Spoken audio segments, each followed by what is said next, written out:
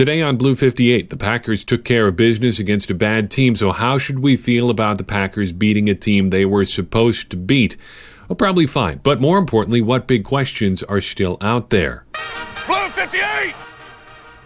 Hello and welcome to another episode of Blue 58, the one and only podcast of thepowersweep.com. I'm your host, John Meerdink, happy to be with you here for another episode after a Packers win. Before we get too far, I'd like to remind you that this podcast is sponsored in part by Ticket King. The Packers have only 2 home games left this year, and I bet you'd like to be there to see them.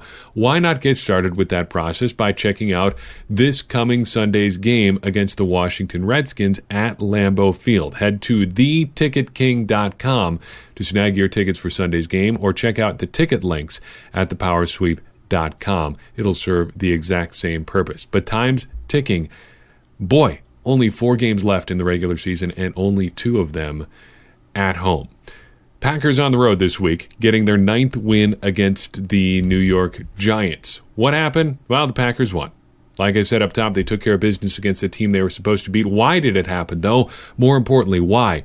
Well, it's because the Giants are bad. They're not a good football team. The Packers were supposed to beat them, and they did. 31-13 the final. That's all for this episode of Blue 58. Thanks so much for tuning in. The Packers will be back in action next Sunday against the Washington Redskins. Until then, we'll wait this out and see what goes from there.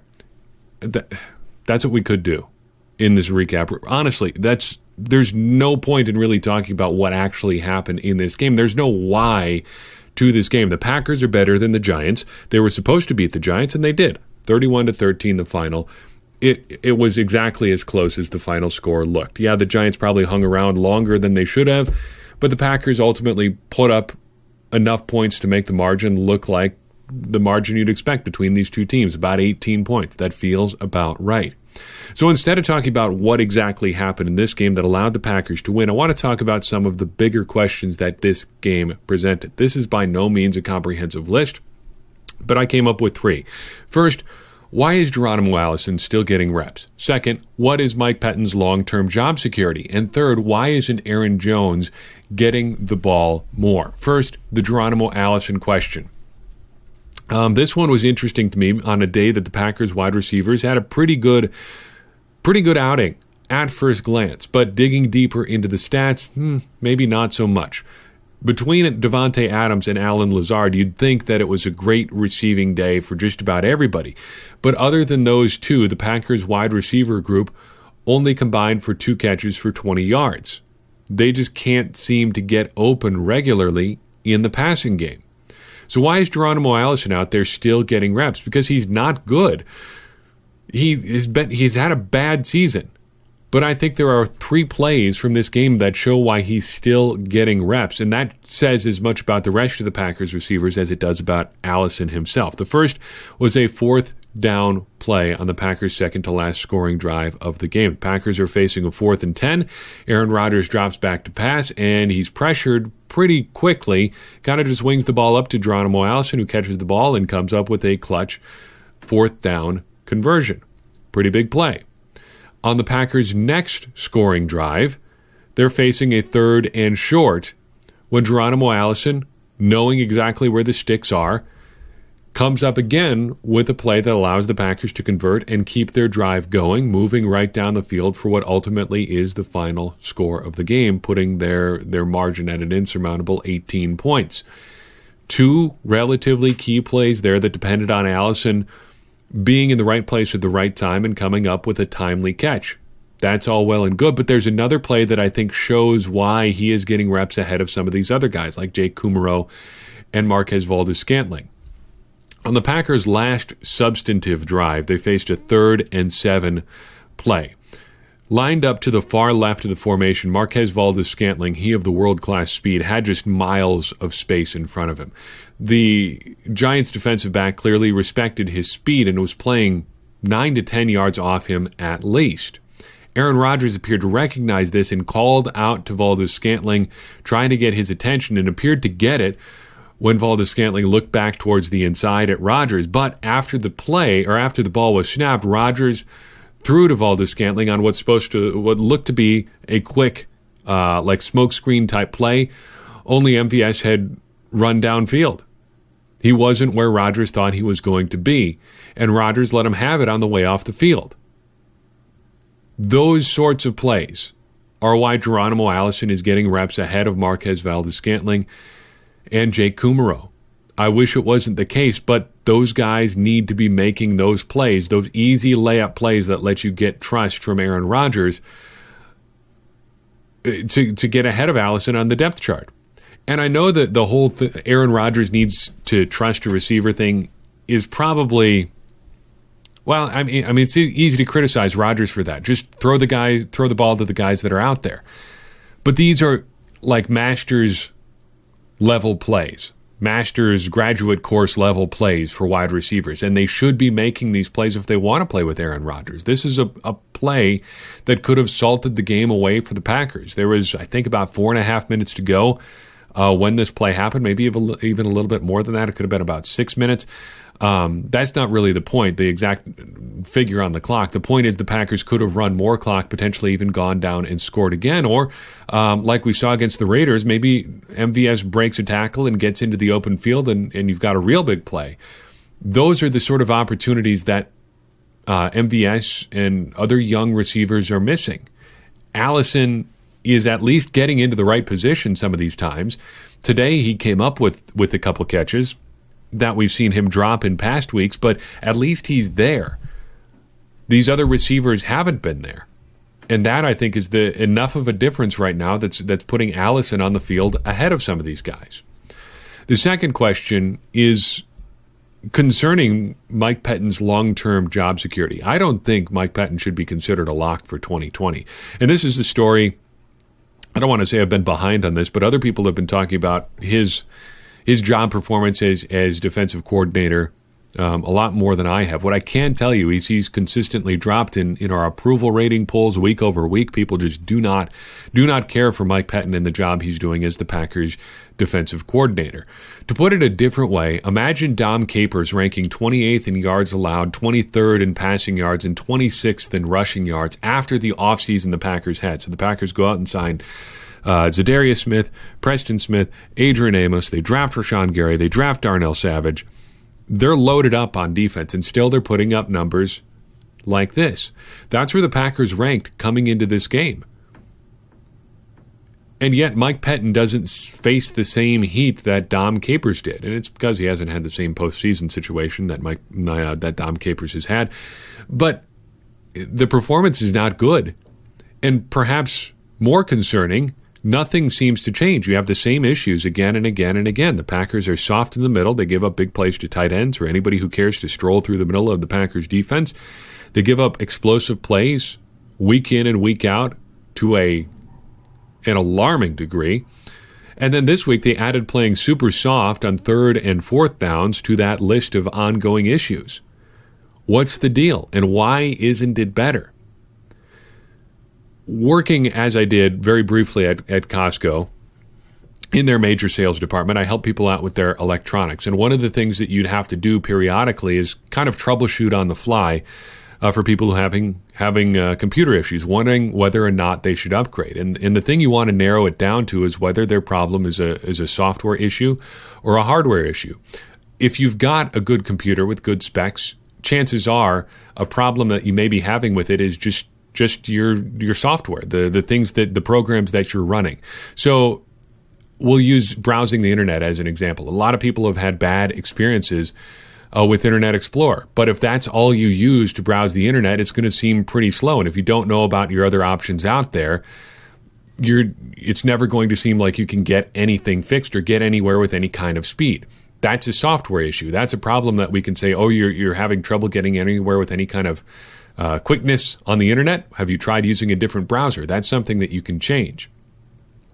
If it's a hardware issue, if your computer is just slow, if it's old, if it's out of date, that's something that you need to change too. But that's a different problem entirely than software. I think when you look at a football team's performance, you can break down issues that a team has into hardware and software issues too. Is the problem that you're having with the players who are on the field or with the person who's making decisions about what those players do? The coach in this situation would be the software. The players are going to be the hardware. The Packers shouldn't have any hardware issues on the field currently. I know people love to beat up on Kevin King. I think he's pretty good. He's better than they've had at that position for some time. He's better than the 2017 and 2018 versions of Kevin King. He's better than Demarius Randall or Quentin Rollins or Ladarius Gunter, God forbid. And throughout the Packers defense elsewhere, they're better almost across the board at just about every position than they've been in relatively recent memory. It's not a hardware issue. So where does that leave you? It leaves you with needing an upgrade in your software. It leaves you with needing a coaching upgrade. And I couldn't really point to one thing that I think Pettine is doing that's really holding the Packers back. It seems like he's been awful conservative blitzing. It seems like he's been passive in some other areas, but that's about as specific as I can get. But if you can't change any of the people who are out there, and after the offseason the Packers had, what else would you change? It kind of leaves you just circling back to Mike Pettine. And I would have a hard time feeling really good about bringing him back for 2020 with the season that the Packers are having. Third big question is, why isn't Aaron Jones, getting the ball more? Jones kind of curiously did not touch the ball at all on the Packers' final 2 drives of the game. Now, the game was decided in the 3 plays after his last carry, because the Packers scored a touchdown. On the very next play, it was the pass to Mercedes Lewis, and then 2 plays later, Daniel Jones threw his 3rd interception of the game. At that point, the Packers are up 31-13, and really, whatever happens at that point is academic. But speaking a little bit more broadly, he had a season-low usage rate last week of just over 17%. So that means he was getting the ball in 17% of the Packers' offensive plays. He was the focus of 17% of their offensive plays, I should say. That was up to almost 29% this week, but it didn't seem super consequential. So if the Packers are still getting him the ball on almost 30% of their plays, maybe the question then is how to get him more consequential touches. And I don't feel like I have a good answer for this. Last week, the 49ers said that they keyed on him in the passing game. That's why it looked like they were switching on to him with defensive backs when he would split out wide. That seems to have a tremendous effect, seems to have had a tremendous effect for the 49ers. Meanwhile, the Giants seem to have him figured out in the running game, almost to the point that it looked a lot of times like the Giants knew exactly what was coming when the Packers were going to run the ball. That's kind of concerning from a more macro perspective, but you'd think Jones would be able to get a little bit more going in the running game. See, he's been effectively taken away the last couple weeks, and that's a big problem. So how do you get him more consequential, more impactful touches on offense? I think the key is going to be in the passing game. I think you have to keep throwing him the ball however you can. Split him out wide, swing him out of the backfield, run screens if that's what you got to do. Just get him the ball in space and let him work from there. That's what worked the last time he really went off against the Kansas City Chiefs, and perhaps that's the way to get him unstuck going forward. I do think you have to try to get him the ball in space however you can. So the Packers win. Those questions notwithstanding, it's a 31-13 win for the Green Bay Packers this week. What does this win mean? Well, pending the result of the Vikings-Seahawks game on Monday night, they may be again in sole possession of first place in the NFC North. That, needless to say, would be a good place to be. If the Vikings win, they'll still have the lead in the North by virtue of that head-to-head tiebreaker over the Vikings, so you got to feel pretty good about that. A win allows them to maintain their hold either outright or by a tiebreaker in the NFC North. This win is also very important for them keeping pace with the rest of the top of the NFC. They're going to want to stay as close to the 49ers and Seahawks and Vikings and Saints as they can, even if they don't end up getting one of those top 2 seeds. You'd prefer to be hosting a playoff game as the NFC North champion as opposed to going on the road there in the first round of the playoffs if that's where you're going to end up. So continuing to win is going to be very important, and it will affect your seeding throughout the rest of the playoffs. What happens next for the Packers? They get the Washington Redskins at Lambeau Field. Washington is 3-9. They beat the Carolina Panthers today. A bit of a surprise there. But I think this is going to be another should-win game for the Packers at Lambeau Field, especially since it is at Lambeau Field. I want to throw a note here as well on the name Redskins. I don't like the name Washington Redskins, but I have made the editorial decision for myself on the podcast and at thepowersweep.com to either say or write it out. And I think that's mildly contrary to some other established practices throughout the rest of NFL internet. Not liking the name and saying it because you don't like it I don't think that is helpful, because it's still their name. And I think it's our job to give accurate information however we can. I happen to think it's offensive. At best, it's an anachronism. There are several studies that show that maybe the idea of it being offensive is more a white people thing than otherwise. I don't really want to get into that, but the larger point is that I think saying their name and owning that name calls more attention to the issue of the name than pretending like they don't have a name at all. So I will be saying the name Washington Redskins, even though I don't particularly like it.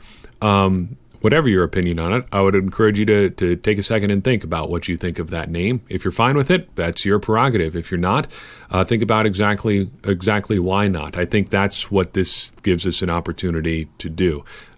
Think about issues like this. Let's empty out the notebook here on the Packers-Giants game before we move on to Washington coming up this Sunday. The Packers got a ton of pressure on Daniel Jones Sunday, but no sacks. This, I think, was another classic study, much like the Panthers game, in affecting the passing game without getting sacks. The Packers were credited with 7 quarterback hits in this game. That seems a tick low to me. Zadarius Smith had 5. Kyler Fackrell had 2. It looked to me like Rashawn Gary had at least 1, but the official stat sheet does not credit him with 1. But the Packers were definitely getting pressure on Daniel Jones, and it affected the game in a big way. They also got their hands on the ball a ton. This is something we've harped on over the course of this season. They had 10 ball hawks in this one. This is the 6th time they've hit double digits in ball hawks this year. Another big point of emphasis, I think, for this Packers defense is just continuing to get to the ball and make plays on the ball. And that was something that they were able to do in this one, so that was rewarding to see as well. On offense, we saw something from the Packers we haven't seen in quite a while. That was Danny Vitale involved in the passing game in a non-check down sort of way, and that was through the fullback leak route. This is something that if you follow Ben Fennell of The Athletic, that he harps on consistently because it's a really cool play. A really simple thing, but basically your fullback and running back line up in a classic I formation, and it's a play-action pass that looks like the fullback is lead blocking through a hole in the line, but instead of stopping and blocking, he just continues moseying straight down the field, hopefully getting behind whatever linebacker is running with him. That's what happened with Vitale in this game, but they just couldn't quite connect. He couldn't quite connect with Rodgers for whatever reason. He may actually have ended up matched up against a defensive back, which had been a little bit unfortunate because that's not really how that play is supposed to work, but it was cool to see it nonetheless. Let's talk for a second about the Packers specialists in this one. A good special teams game for the Packers, I think, overall, if only because of how Mason Crosby and J.K. Scott performed.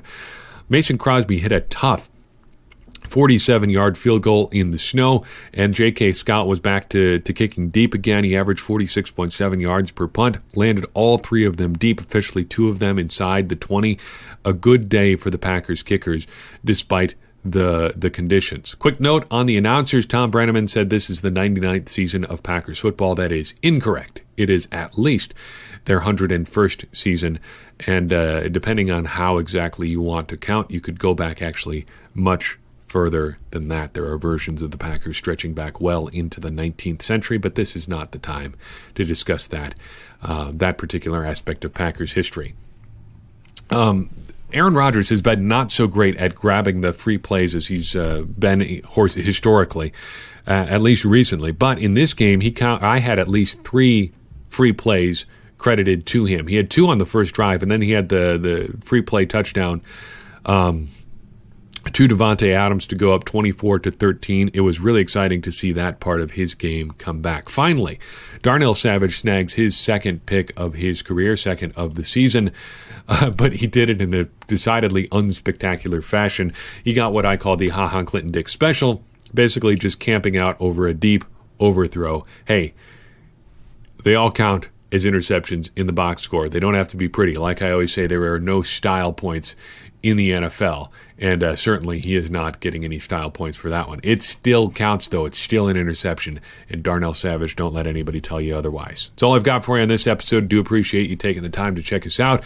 If you've got the time, leave us a rating and review in whatever podcast app you use. I use the app Overcast, and you can do podcast recommendations in that app if you use Overcast as well, and I think you should. It's a really great way to listen to podcasts.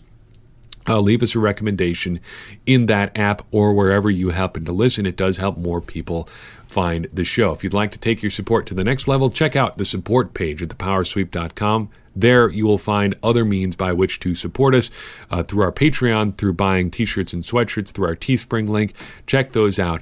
It's good stuff. But the best way, I think, to support us is by leaving us questions, comments, feedback, wherever you find us on the internet. So Facebook, Twitter, email, our contact page at thepowersweep.com.